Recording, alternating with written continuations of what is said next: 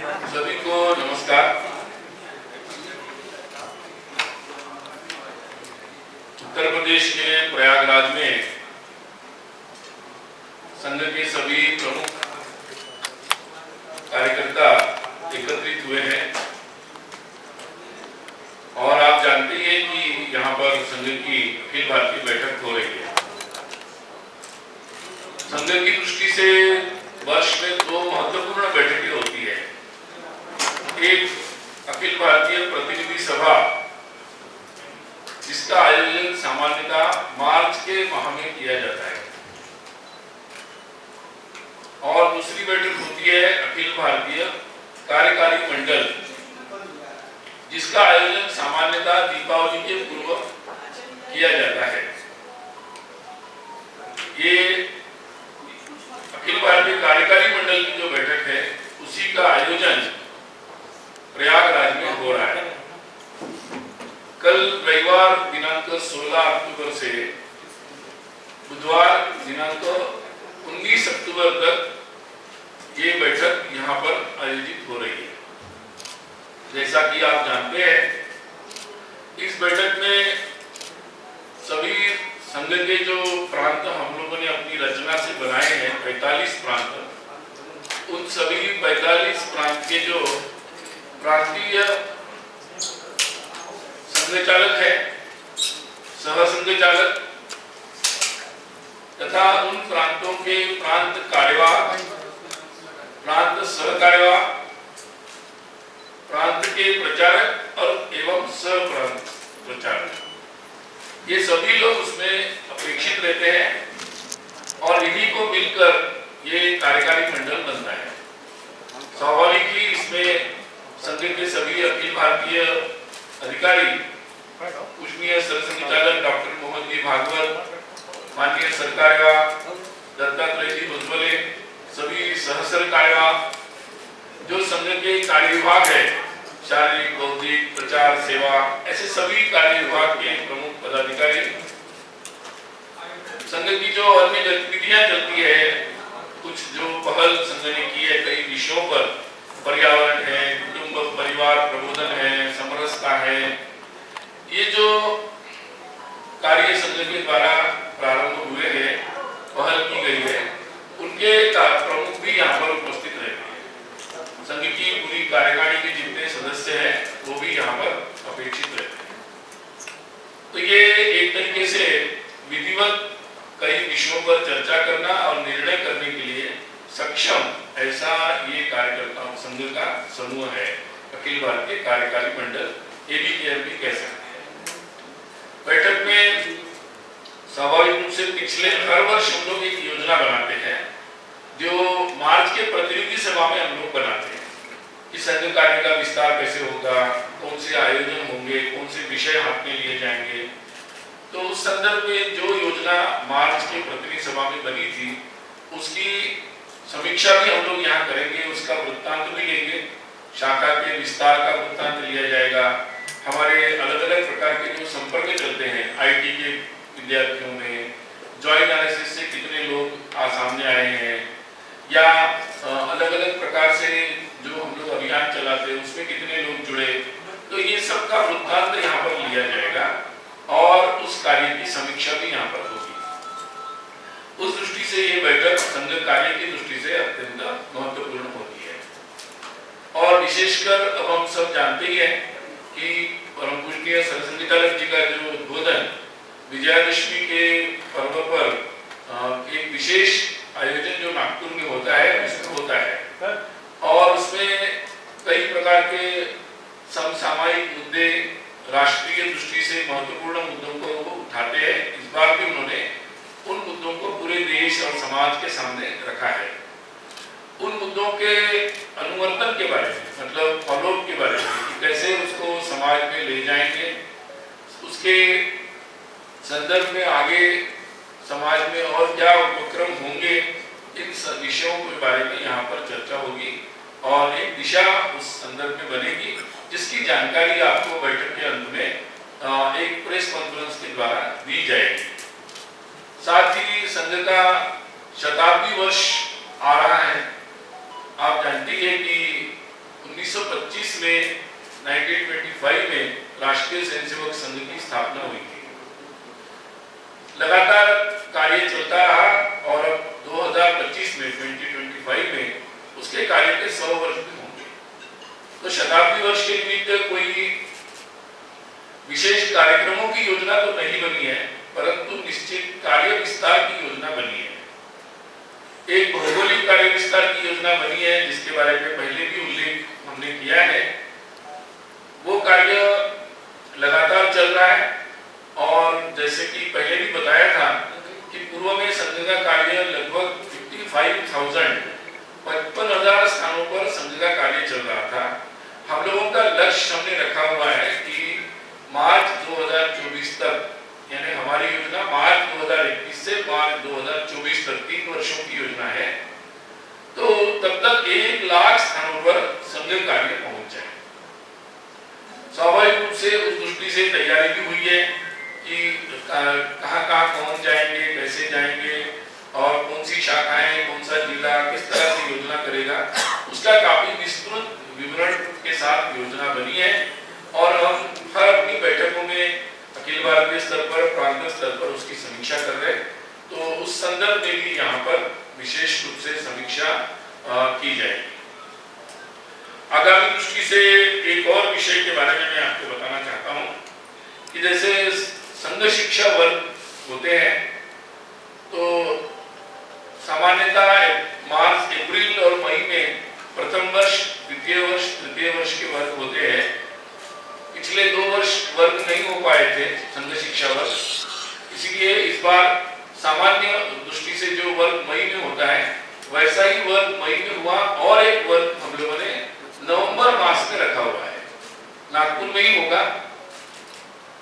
14 नवंबर को वो प्रारंभ होगा नागपुर में और 8 दिसंबर को उसका समापन होगा।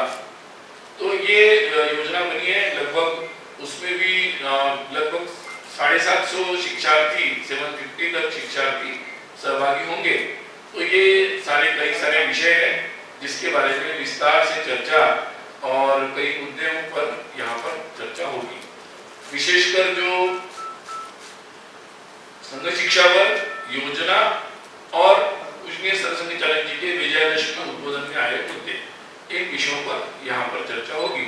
बाकी आप कुछ पूछना चाहते हैं तो संक्षिप्त में पूछ सकते हैं।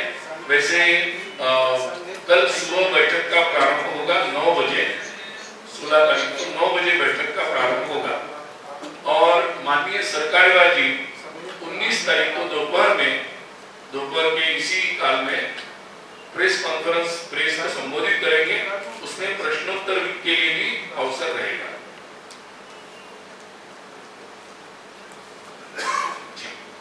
इस बीच में जो कार्यक्रम होगी उसकी मीडिया के लिए क्या व्यवस्था रहेगी? जो आपका कार्यक्रम चलेगा कवरेज, उसके लिए कवरेज के लिए या ब्रीफिंग के लिए कोई व्यवस्था रहेगी? कल आप लोगों के लिए सूचना यहाँ पर देंगे। कल आप लोग यहाँ फोटो और वीडियो के लिए आ सकते हैं और उसके बाद कोई न कोई हमने से आपको ब्रीफ भी देगा। केवल वहाँ लेकिन प्रेस को इतनी अनुमति होगी, बाकी आप लोग को ब्रीफ किया जाएगा। बाकी 19 तक क्या डेली ब्रीफिंग होगी क्या सर?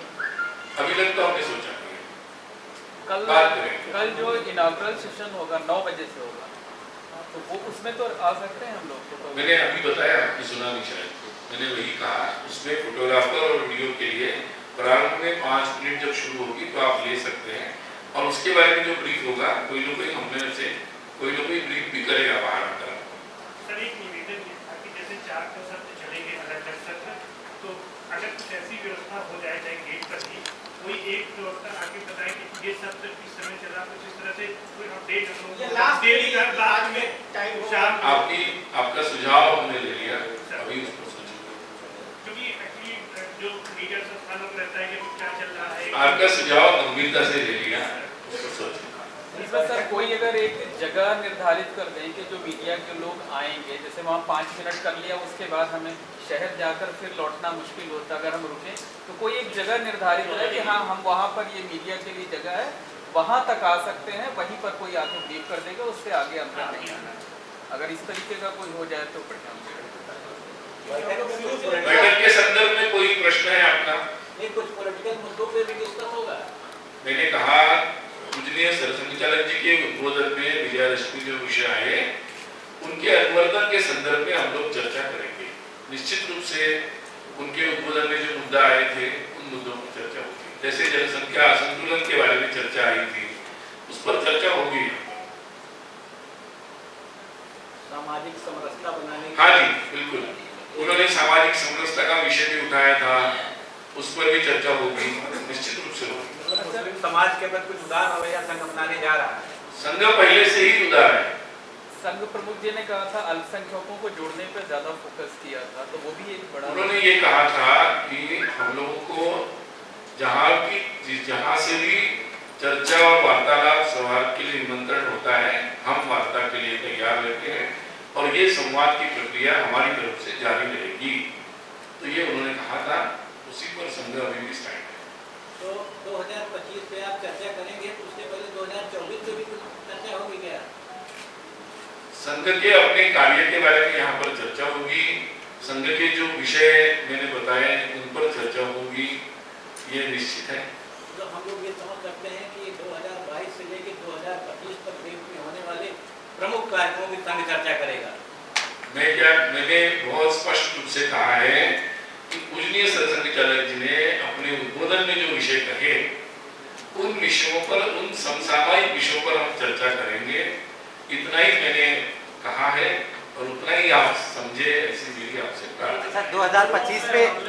2025 में कुंभ भी यहाँ आयोजित होगा संगम नगरी में, और आपके 100 साल भी पूरे होंगे। क्या कुछ योजना इस टाइप की भी है? क्योंकि प्रयागराज में कोई इस टाइप का, प्रयागराज का कुंभ तो बड़ा ही होता है, तो आपके भी 100 साल पूरे हो रहे हैं। कुछ अभी 100 साल के कार्यक्रमों के बारे में कोई अभी योजना नहीं बनी है।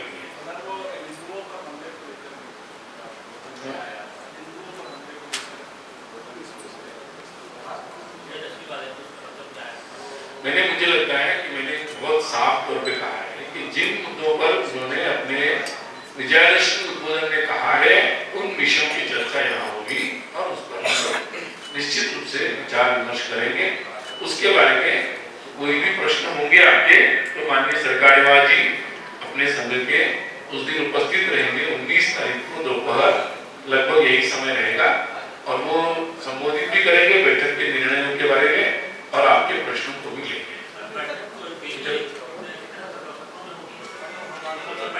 तो दिन भर चलती है, 4 से 5 सत्र होते हैं। पर डे 4-5 सत्र, 4 से 5। कभी हमारा दूसरा कोई कार्यक्रम हो तो 4 नहीं तो 5, इसलिए आप 4 से 5 ऐसा समझ सकते हैं। सर विजयदशमी वाले दिन जो बातें उन्होंने कही थी वो कौन से टॉपिक एक बार बता दीजिए कि जो है जिस पे चर्चा होगी इन 4 दिनों में।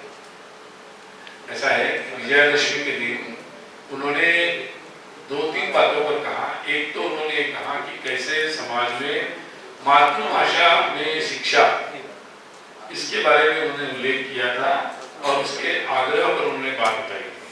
जनसंख्या में असंतुलन के बारे में उन्होंने अपने उद्बोधन में बात बताई थी। महिला सहभाग के बारे में उन्होंने बात बताई थी। ऐसे और भी, और संवाद जो है समाज के सभी वर्ग से संवाद, वो विषय उठाया था और विशेषकर ये आग्रह किया था कि सामाजिक समरसता के संदर्भ में, सामाजिक समता के बारे में पूरे समाज को कैसे सामने आना चाहिए और इन प्रश्नों को गंभीरता से हमें तत्काल रूप से कैसे उसका निरसन करना चाहिए, इसके बारे में बताया था। ठीक है, बहुत बढ़िया, नमस्ते। सर कोई लोकल वो रहेंगे क्या जो लोगों को जानकारी नहीं, सवाल नहीं है, मैं पूछ रहा हूँ कवरेज के लिए करते। सर एक क्वेश्चन था, एक विशेष आमंत्रित सदस्य भी आएंगे क्या, कोई पॉलिटिकल या सामाजिक या बौद्धिक?